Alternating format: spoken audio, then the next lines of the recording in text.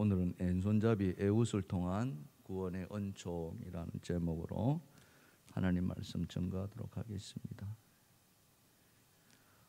사사기서는 이스라엘 백성들의 그런 영적인 방황 내지는 타락, 그리고 가나안 삶의 실패, 이런 것들을 기록한 책이죠. 그들은 하나님이 주신 그 가나안 땅, 젖과 꿀이 흐르는 땅에 들어가서 그 약속을 믿고 살면 되었는데 그렇지 못했습니다. 자기 소견에 옳은 대로 이렇게 행했죠. 그것이 죄로 연결되었고요. 그 죄는 결국 하나님의 징계를 받고 고통 속에 빠집니다. 이 고통 속에 빠져 있는 그들을 하나님께서 다시 사사를 보내서 구원하시죠. 이런 일들이 계속 한 텀 한 텀 이렇게 반복 이렇게 이루어져 가는 게 바로 사사기서이고요. 오늘 본문은 두 번째 사사의 이야기입니다. 첫 번째 사사는 온니엘이었죠. 갈렙의 아우 그나스의 아들 온니엘, 그가 죽었습니다. 그 이후에 이스라엘은 또 죄악 속에 빠져서 하나님이 다시 그들을 징계하는 그 이야기로 시작합니다. 사사기서 3장 11절부터 12절을 보시면 같이 한번 읽어볼까요? 시작. 그 땅이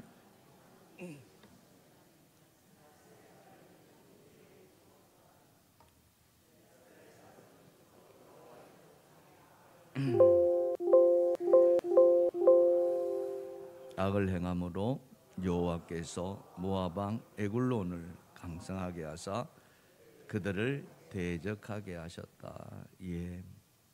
이번에는 모압 왕, 지난번에는 메소포타미아 왕을 이렇게 들었었는데 이번에는 에굴론 왕을 이렇게 들었어요. 근데 지난번에는 1차 때는 8년을 고통받게 했는데요. 이번에는 무려 10년이 더해서 18년간 18해를 이렇게 에굴론 왕에 붙였다라고 성경은 우리에게 말씀하고 있어요. 자, 오늘 본문 13절과 14절에 보시면은 에굴론이 암몬과 아말렉 자손들을 모아 가지고 와서 이스라엘을 쳐서 종려나무 성읍을 점령한지라. 이에 이스라엘 자손이 모압 왕 에굴론을 18해 동안 섬기니라. 모압만 올라온 게 아니라 암몬과 아말렉까지, 그러니까 연합군이 되어가지고, 그러니 이스라엘이 말 그대로 완전히 그냥 초토화된 거나 마찬가지. 고통의 말로 다 할 수 없는. 이렇게 되니까 이스라엘이 살 길이 없잖아요. 근데 이 순간에 하나님은 이스라엘을 포기했느냐 하면은 그렇지 않거든요. 참 이게 이제 사사기가 우리에게 주는 저는 은혜라고 생각해요. 이스라엘의 그 범죄도 우리가 살펴봐야 되겠지만 그 죄악 속에서 고통당하는 그 이스라엘을 하나님께서 구원해 내신다는, 오늘 이 이스라엘을 하나님께서는 어떻게 구원해 내시는가? 특별히 이 모압 왕 에굴론에게 18년 동안 고통당하고 있는 이 이스라엘을 하나님은 무엇으로 구원해 내시는가? 이걸 오늘 저와 여러분이 함께 좀 살펴보았으면 좋겠는데요. 저 먼저 그럼 이스라엘이 어떤 죄악을 저질렀는가를 좀 한번 살펴보면은요. 자, 첫 번째입니다. 다 같이 시작. 이스라엘은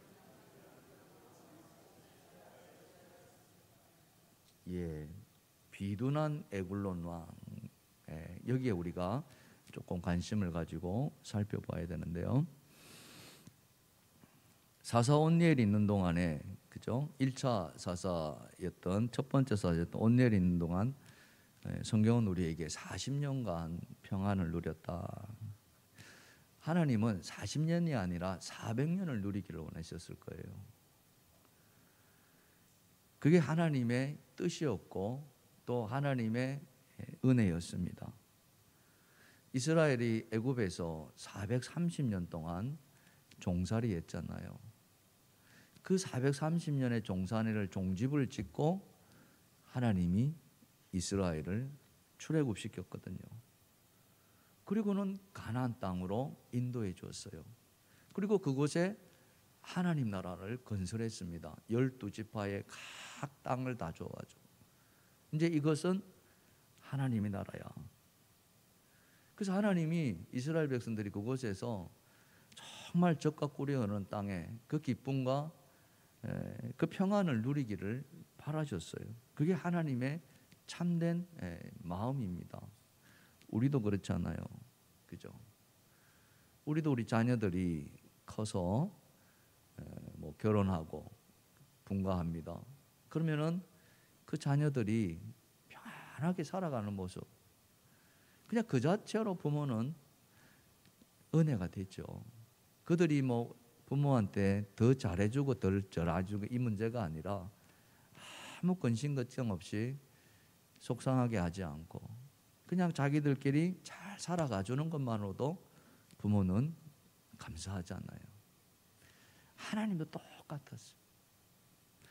하나님은 그죠?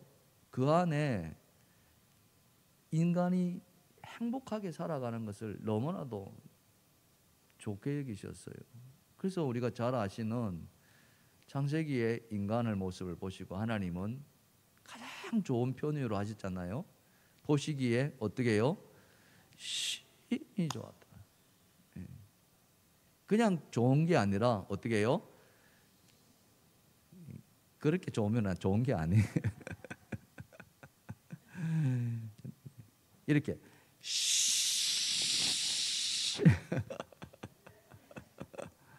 한번 해볼까요? 시작.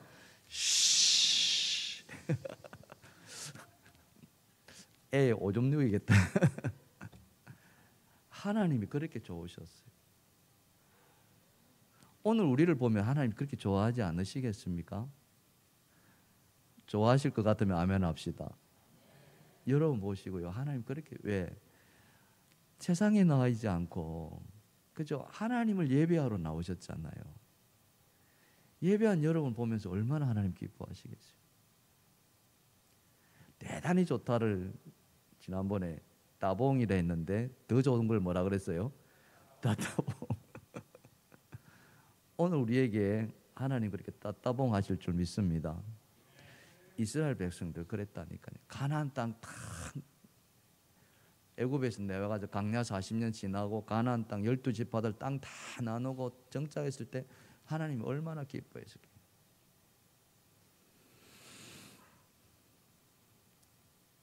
근데 이 하나님이 그 평강을 40년이 아니라 400년, 그죠? 여러분 십계명에 보면은 하나님을 잘 섬기면은 언제까지 은혜 준다 그랬어요?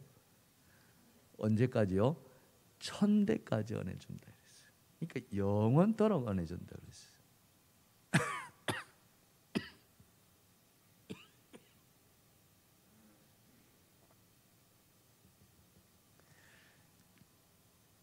그 영원토록 은혜 주는 것을 하나님이 요거 하나만 지켜라 딱 그랬어요. 요거 하나. 에? 그게 뭔지 아십니까? 지난번에 우리가 말씀 암송했잖아요. 에? 여호수아서에 보면은 이렇게 말씀합니다. 여호수아서 1장 8절이에요. 다 같이 시작. 이 율법책을 내 입에서 떠나지 말고 주야로 그것을 묵상하고 그 안에 기록된 대로 다 지켜 행하라 요거예요. 이 율법책 하나님이 주신 말씀 있잖아요. 그거 잊지 마라 이거예요. 응? 그것대로만 해라. 그러면은 40년이 아니라 400년이 아니라 1000대까지 내가 은혜 베풀어 주시겠다. 그거 조건 냈었어요. 그리고 또 어른들만 그게 아니라 자녀들한테도 똑같이 말하셨어요. 그 자녀들은 누가 해야 되느냐? 누가 해야 돼요? 부모가 하라 그랬어요. 그게 신명기서 우리 말씀 암송한 게 있잖아요. 신명기서 6장 6절 9절인데 시작. 오늘 내가 내게 명하는 이 말씀을 너는 마음에 새기고 내 자녀에게 부지런히 가르치고 집에 앉았을 때이든 길을 갈 때든지 누워 있을 때이든지 일어날 때든지 이 말씀을 강론할 것이며 너는 또 그것을 내 손목에 매어 기호로 삼고 내 미간에 붙여 표로 삼고 내 집 문설주와 바깥문에 기록할지니라. 이거 다 말씀 암송했잖아요. 그죠? 네, 잘하고 계세요. 낯설지 않습니다. 말씀이 이스라엘 백성도 똑같았어요. 어른들한테는 내가 오늘 준 이 명령을 너는 마음에 새기고 주야로 그걸 묵상하고 그 안에 기록된 대로 다 지켜 행하라. 그러면 내 길이 평탄할 것이고 내가 형통하리라. 아멘. 사랑하는 성도 여러분, 여러분 가정이 형통하기를 주님의 축복합니다. 여러분이 가시는 길이 평탄하기를 축복합니다. 그게 축복이잖아요. 그럼 어른이 그렇다면 자녀들한테 똑같이. 그건 어떻게 부모가 가르치라는 거죠. 내 자녀에게 부지런히 가르치라. 딴 거 가르치지 말고, 응? 딴 거 가르치려 하지 말고 하나님의 말씀부터 가르치라. 그거예요. 그러면 하나님이 모든 걸 해주겠다는 거예요. 이스라엘 백성들은 이 말씀 받았어요. 그리고 가나안 들어가기 때까지 이 말씀대로 살았습니다. 하나도 어긴 거 없어요. 그래서 광야 40년 내내 하나님이 이스라엘을 인도해 주셨잖아요. 신명기서에 보면은 40년 동안 의복이 헤어지지 않았고 신발이 떨어지지 않았다라고. 만나를 주시고 메추라를 주시면 먹을 거 다 주셔.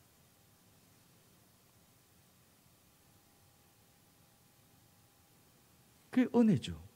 그리고 가나안 땅 들어갔어요. 가나안 땅 다 차지했어요. 문제는 그 다음입니다. 여호수아와 그와 함께했던 장로들, 또 여호수아와 함께했던 세대들은 하나님을 경험했습니다.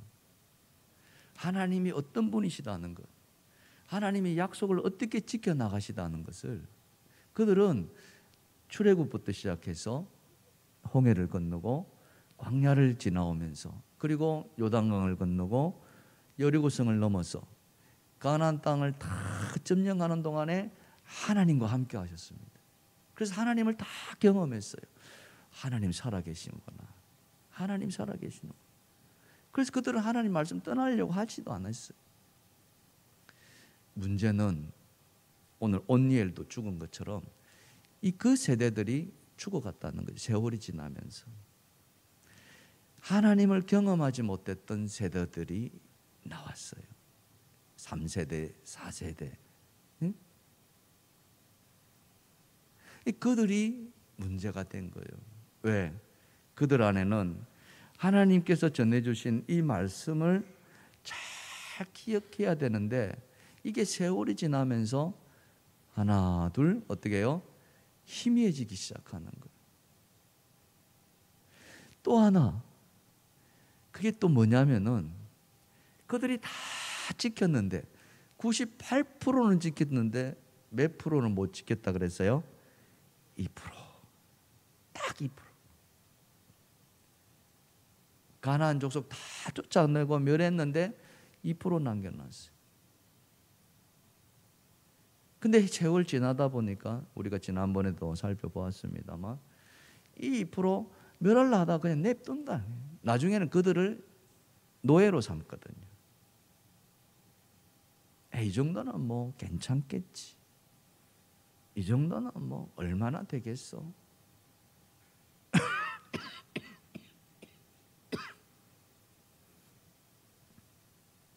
근데 하나님이 딱 말씀하신 게 있었어요. 그게 뭐냐면은 이방 여인들과 결혼하라 그래서 하지 마라 그랬어요? 하지 마라 그랬어요. 근데 2%가 이방 여인들과 결혼하기 시작합니다. 이제 그게 숫자가 점점 늘어나기 시작하는 거예요. 점점 늘어. 결국 하나님이 뭐라 그랬습니까? 그 2%가 뭐가 된다 그랬어요? 이스라엘의 옆구리에 뭐요? 가시가 된다. 옆구리에 가시가 될 것이다. 목에 올무가 될 것이다. 그걸 경고하셨거든요. 근데 그 경고가 지금 나타나는 거예요. 지금. 세월이 많이 흐른 거예요. 바로 그래. 온니엘이 죽고 나서 이스라엘의 영적인 상태는 또다시 그와 같은 죄악 속으로 빠져드는데 그 정도가 어느 정도였느냐? 이번엔 더 심각했다는 거 아닙니까? 그 심각한 정도를 뭘로 하나님께서 보여주셨냐면요, 에굴론 왕을 통해서 보여주셨어요. 자, 오늘 에굴론 왕이 어떤 사람이라고 이야기하느냐면요, 본문의 17절 말씀입니다. 같이 한번 읽어봅시다. 3장 17절 시작. 곡물을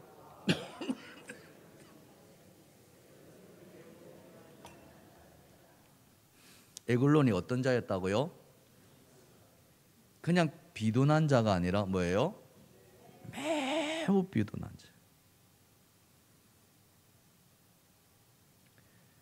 단지 여러분, 이 몸집이 이렇게 살이 쪘다 이 이야기가 아닙니다. 이 말은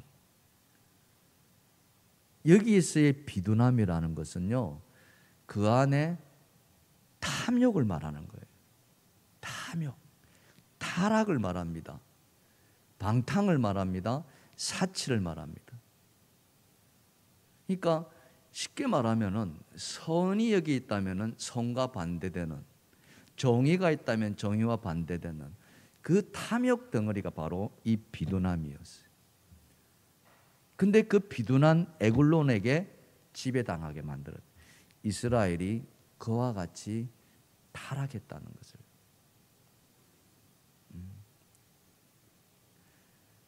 근데 처음부터 그랬느냐? 아까 말했잖아요. 안 그랬으면 처음에는 2%였다니까요. 이걸 잘 우리가 나타내는 우리 속담이 제가 종종 언급합니다만은 뭡니까? 바늘 도둑이 뭐가 돼요? 소도둑입니다. 바늘 하나 그 얼마나 되겠습니까? 바늘 하나 잃어버렸다고 여러분 그거 막 난리 나겠습니까? 바늘 하나 훔쳐갔다고 도둑 잡으라 이렇게 하시겠습니까? 안 합니다. 에이 뭐 그냥 없는 셈 치죠.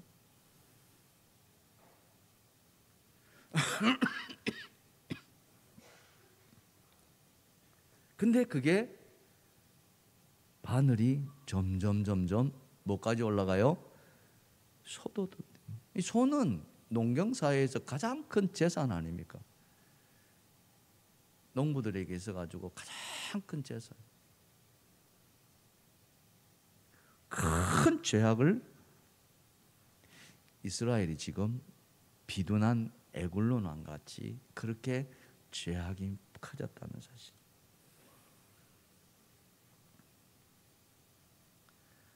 오늘 이 말씀을 보면서 우리가 기억해야 될 것이 있다면 뭐겠습니까?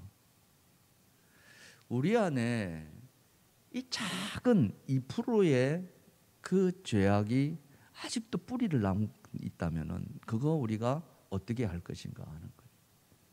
사치하는 것, 방탕하는 것, 음란한 것, 그죠? 또 뭐 타락하는 것.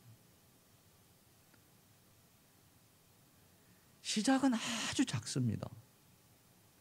그러나 이것이 어마어마한 매우 비둔한 에굴론 왕처럼 될 수 있다는 사실을 우리는 이 말씀을 통해서 알았으면 좋겠다는 거죠. 하나님이 그걸 보여주려고 이 에굴론 왕을 들어 이스라엘을 침략하게 했다는 사실이죠. 때로는 우리 자신이 그죠? 내가 하나님에게서 멀리 떨어져 있다는 것을 잘 깨닫지 못할 때가 있습니다. 아니 우리는 그렇게 생각지도 나는 늘 하나님 가까이 있다라고 생각해요. 그래. 오늘같이 예배드리고 뭐 주일 예배뿐만 아니라 수요 예배도 드리고 금요 기도회도 드리고 뭐 그런다면은 하나님과 늘 동행한다고 생각할 수도 있습니다. 근데 여러분 그런 사람이라 할지라도 그 안에 2%의 그 에굴론의 제약이 있다 한다면은 안심하지 말자는 거예요. 그게 어떻게 자라서 얼마나 우리를 집어삼킬지 아무도 알 수 없다는 사실. 그래서 우리는 늘 진리의 말씀 앞에 귀가 열려 있어야 될 줄 믿습니다. 성령은 진리의 영으로 오셨습니다. 그래서 성령은 우리에게 늘 하나님의 말씀에 귀를 기울이라고 이야기합니다. 사랑하는 성도 여러분, 말씀을 들을 뿐만 아니라 그 말씀 앞에 우리 자신을 비춰보시기를 주님의 축복합니다. 그리고 이게 지금 나에게 주시는 말씀이구나라고 깨닫는다면 그게 은혜가 될 줄 믿습니다. 이건 나와 상관없는 말이야. 이렇게 돼버리면요, 여전히 그는 어때요? 에굴론의 그 죄악이 그 안에 남아있는 거예요.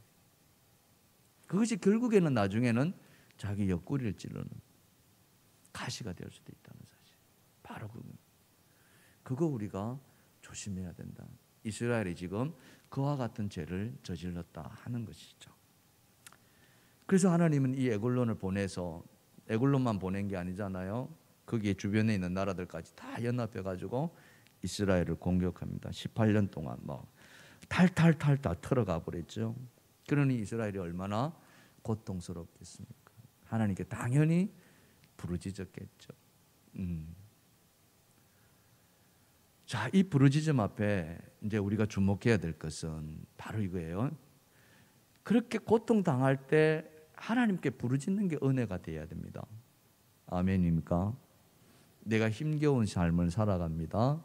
어느 날 갑자기 어려운 문제가 닥쳐왔습니다. 그게 뭐 여러 형태로 다가오죠. 그때 빨리 하나님 앞에 부르짖으셔. 주님 앞에 부르짖. 자, 그렇게 부르짖을 때 하나님이 어떻게 그러면 이스라엘을 구원시켰습니까? 자, 두 번째 주제입니다. 갑시다. 시작. 왼손잡이 구원자 에훗을 세웁니다. 예. 자, 오늘 본문 15절입니다. 다 사사기 3장 15절. 이스라엘 자손이 시작. 이스라엘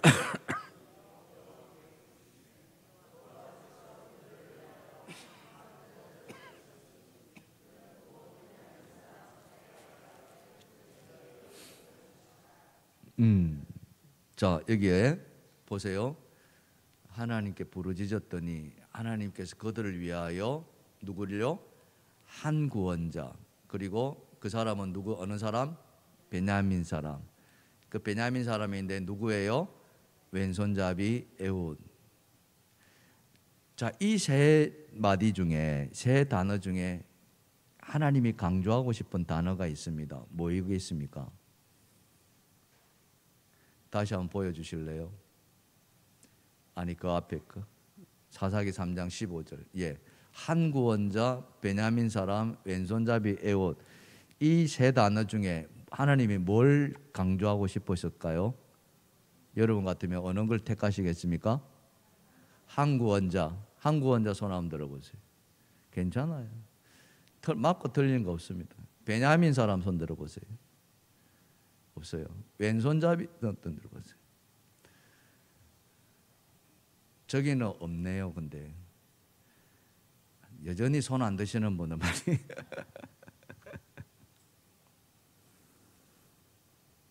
하나님이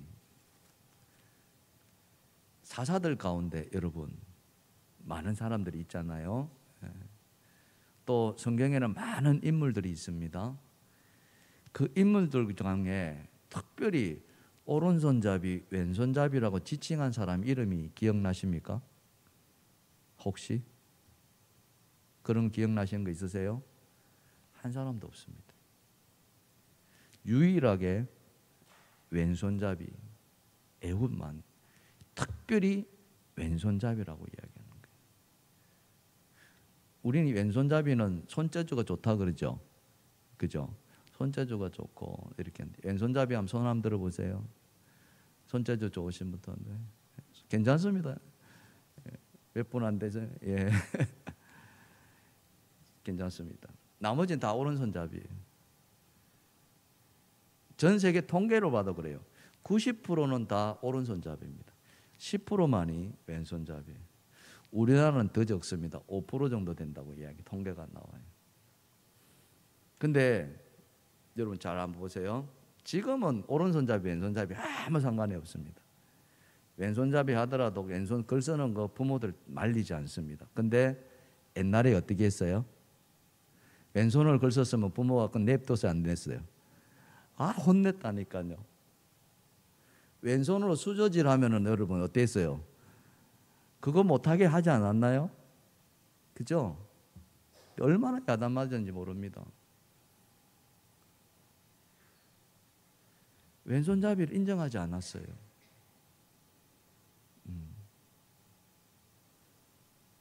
어설프고요.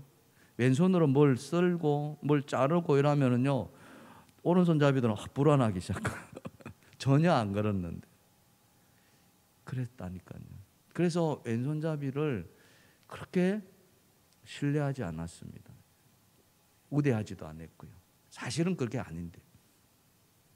근데 여러분, 하나님이 오늘 이 이스라엘을 구원하시기 위해서 왼손잡이를 썼는데요. 여러분, 베냐민이라는 뜻의 이름을 혹시 아십니까? 베냐민이라는 뜻의 이름. 베냐민이 누구였어요? 야곱의 12번째 아들 아닙니까? 막내 아들이에요. 가장 작은 지파입니다. 꼬맹이니까 뭐 아주 가장 작은 지파. 근데 그 작은 지파의 베냐민이라는 이름이 뜻이 뭐냐면요, 오른손의 아들이란 뜻입니다. 뭐라고요? 오른손의 아들이란 거예요. 그러니까 베냐민 지파에는 무슨 손만 있어요? 오른손잡이만 있어야 되는 거예요. 근데 지금 에훗은 무슨 잡이에요? 왼손잡이에요. 그럼 이 에훗이 그 베냐민 지파 안에서 대우받았을까요? 아니면 천대받았을까요? 천대받았던 사람일 수도 있다는 거예요. 근데 하나님이 이 천대받은, 쓰잘데기 없는, 아무것도 할 수 없는, 연약한, 부족한 그런 왼손잡이 에훗을 구원자로 삼으셨다는 거예요. 그 이유가 뭘까요? 여기에 오늘 하나님 구원의 은총의 비밀이 담겨져 있습니다.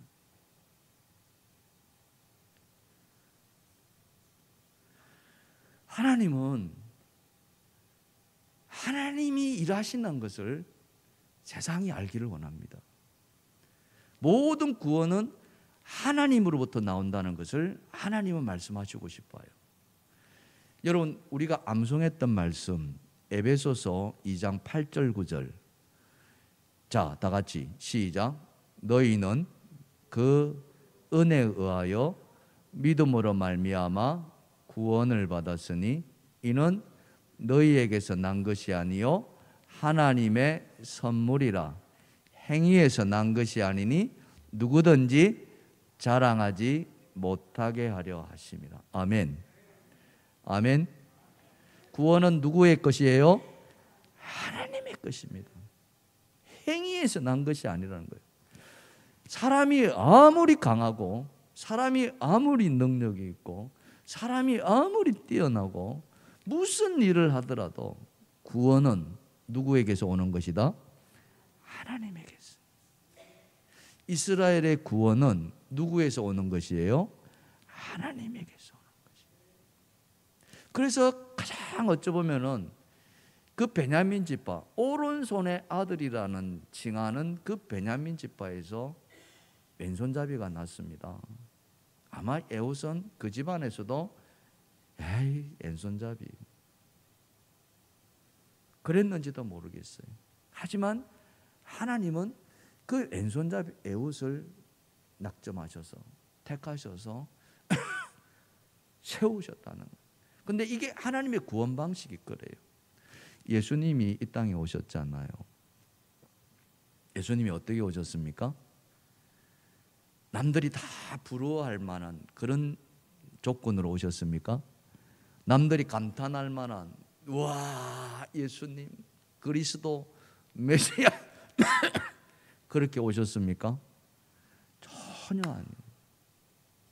이사야 선지자는 뭐라고 그랬어요? 예수님이 연한 순 같다 그랬어요. 아무런 풍채도 없다 그랬어요. 응? 한번 보실까요? 이사야서 53장 2절입니다. 그는 주 앞에서 시작.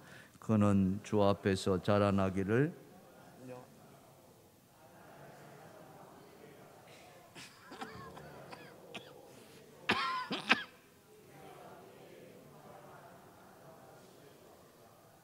헌무할 만한. 우리 뭐 여기 여성분들 이렇게 많이들 계시는데 육체미 막 이런 사람들 딱 지나가면은 한 번 더 보아집니까? 안 보아집니까? 와, 이렇게 헌무할 만한 하나도 없는, 고운 풍채 하나도 없는, 오히려 불쌍히 여기는. 그 이유가 무엇입니까? 사도 바울은 그 이유에 대해서 이렇게 말씀하고 계세요. 고린도전서 1장입니다. 27절, 28절 다 같이. 하나님께서 세상에 미련한 것들을 택하사 지혜 있는 자들을 부끄럽게 하려 하시고 세상에 약한 것들을 택하사 강한 것들을 부끄럽게. 하나님께서 세상에 천한 것들과 멸시받는 것들과 없는 것들을 택하사 있는 것들을 배하려 하시나니 이는 아무 육체도 하나님 앞에서 자랑하지 못하게 하려 하심이라. 아멘입니다. 어떤 육체도 그 누구도 하나님의 그 구원을 뺏어갈 수가 없다는 거예요. 만약 자기의 뛰어남, 자기의 강함 이걸로 뭔가를 이루어낸다면 사람들은 어때요? 그걸로 드러낸다는 거죠. 하나님의 영광은 다 온데간도 없고 내가 이걸 했어. 하나님은 아무것도 없는 거예요. 그래서 하나님은 아예 애초부터 처음부터 약한 자를 택하셔서 연약한 자를 택하셔 미련한 자를 택하셔 멸시받는 자를 택하셔 그들을 통해서 하나님의 구원의 역사를 이루어 가신다는 거예요. 믿으시면 아멘 합시다. 에훗이 바로 그런 거예요. 그는 왼손잡이로 옷을 벗습니다. 불완전했어요. 근데 하나님이 그를 용사로 세워놓으신 거예요. 기가 막히죠. 그의 이 에글론왕을 무찌르는 모습을 보면요, 왜 하나님이 왼손잡이를 택했는가를 그 이유를 압니다. 지금 이 에훗이 칼을 준비하잖아요. 한 규빗 되는 칼, 요만큼 되는 칼, 날카로운 칼을 몸에 지내야 됩니다. 여러분 칼싸움을 한다고 생각해 보세요. 칼싸움을 생각한다면은 오른손잡이면 칼을 어디에다 차야 돼요? 칼을 어디다 차요? 칼싸움하면은 칼을 어떻게 뽑습니까? 여기서 뽑죠. 그죠? 한번 뽑아 보실래요? 그죠? 이렇게 착 뽑잖아요. 왼쪽에 이렇게. 자, 그렇다면은 왕 앞에 배로 갑니다. 몸을 수색하는데 어디에다 주목하겠습니까? 이 왼쪽 다 허벅지를 주목할 거라는 거죠. 당연히 그렇죠. 왜? 이쪽에 오른손잡이니까 칼을 이렇게 뽑을 거라고 생각. 근데 에훗은 무슨 잡이? 왼손잡이. 왼손잡이니까 어디에 감췄어요? 오른쪽. 이 사람이 왼손잡이라는 거 상상지도 못해. 그러니까 그 칼을 만들어 가지고 오른쪽 허벅지에 딱 감춰버린 거예요. 어찌 보면 시침 뗀 거나 마찬가지죠. 왕 앞에까지 갑니다. 심지어는 왕 앞에 은밀한 것을 내가 아랠 것이 있습니다. 그 말에 이 에글론왕이 혹 해버립니다. 이 소위 말하면은 탐욕의 덩어리 이 에글론왕이 은밀하게 아랠 것이 있습니다라는 그 말 한마디에 그냥 다 물리쳐버려요. 그리고는 다락방에 혼자 기다립니다. 아마 이 에봇을 간절하게 기다렸겠죠. 제가 나인데 뭘 안겨다 주려고. 완전히 무방비된 상태. 하나님 그 에봇을 에글론 앞에 가져가게 하시고 왼손으로 그를 찌르리라고는 상상지도 못해요. 근데 왼손을 사용해서 오른쪽에 있는 허벅지에 감춰진 칼을 꺼내서 에글론을 찌르게 하는 기가 막힌 거죠. 무엇을 의미합니까? 그렇죠? 왼손잡이인 네가 무엇을 네가 해나겠느냐 이게 아니라 하나님은 모든 사람을 다 속이게 만들 수 있는 그 지략을 에봇에게 주었었고 그 에봇이 에글론 왕을 무찌르게 만드는 이게 하나님의 구원의 방식. 결국 말해서 오늘 이 말씀 속에서 우리가 깨닫는 것이 있다면 뭡니까? 우리 안에도 이 왼손잡이와 같은 단점들이 또는 부족한 점들이 많이 있을 겁니다. 저도 마찬가지죠.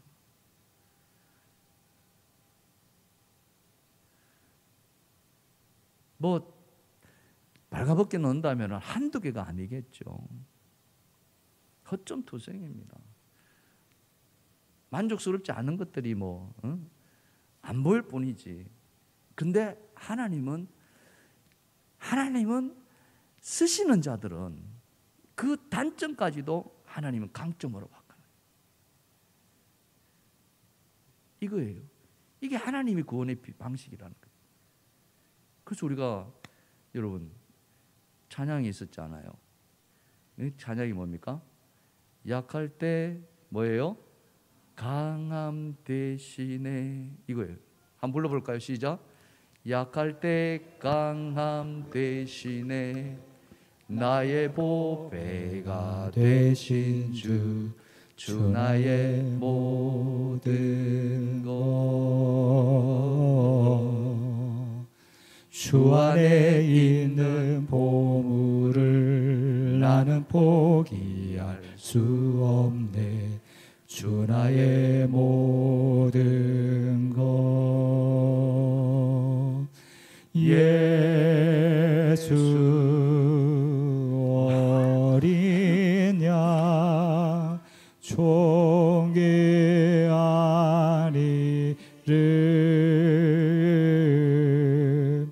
예수 어린 양 존귀하리를 아멘. 아멘. 우리의 약함이 있습니다. 그러나 그 약함이 예수 그리스도 안에 있을 때 강함으로 될 수 있다는 걸 믿으시기 바랍니다. 하나님이 그 약점을 강점으로 바꿔주실 수 있다는 거예요. 바로 그거예요. 오늘 이 에봇이 왼손잡이가 뭘 도대체 할 수 있겠냐고. 그런데 그는 누구도 해내지 못할 그 일을 해내고 있다는 사실. 바로 그겁니다. 오늘 나에게 가지고 있는 여러 가지 약점이나 단점이 있을 수 있습니다. 여러분 그거 실망하지 마시기 바랍니다. 하나님은 필요하기 때문에 다 그렇게 만들어 놓은 줄 믿습니다. 중요한 것은 그 단점이라 할지라도 그 약점이라 할지라도 하나님 안에서 있으면 얼마든지 강점으로 바뀔 수 있다. 그게 쓰임받는 인생. 우리가 안에 그렇게 기도해야 돼.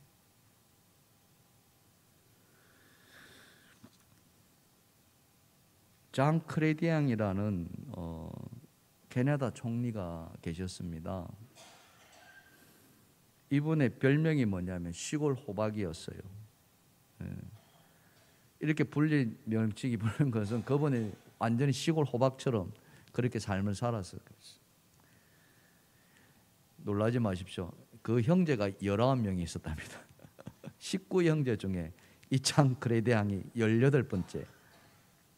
이게 얼마나 치이고 살았겠습니까? 근데 더 그거한 건 선천적으로요, 귀가 한쪽이 안 들렸어요. 그리고 안면마비가 있어가지고 얼굴이 이렇게 삐뚤어졌어요. 온전하지가 않았어요. 그러다 보니까 말이 정확하지 않았습니다. 어눌했어요. 이런 사람이 정계에 진출합니다. 1993년도에 캐나다 총리에 진출을 하는데, 유세하는 가운데서 막 이야기를 하는데 누군가가 말합니다.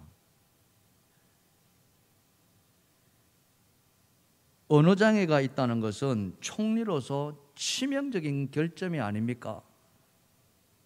라고 이야기를 하는 거예요. 아킬레스건을 건드린 거죠. 그 말을 들은 이 장크레디앙 총리는 가슴이 섬뜩했을 것입니다. 이 말만은 안 해줬으면 좋겠는데 하는 마음으로 자기의 연설을 이어갔는데, 아니나 다를까 바로 그것을 꼬집은, 언어 장애가 있다는 것은 결정적인 총리로서의 결점이 될 수 있지 않겠습니까? 근데 하나님이 그 순간에 그 입술을 열어주셨는데 뭐라고 대답했냐면, 맞습니다. 저는 말을 잘하지 못합니다. 그러나 저는 거짓말을 하지 않습니다. 딱 이 말을 하는 거예요.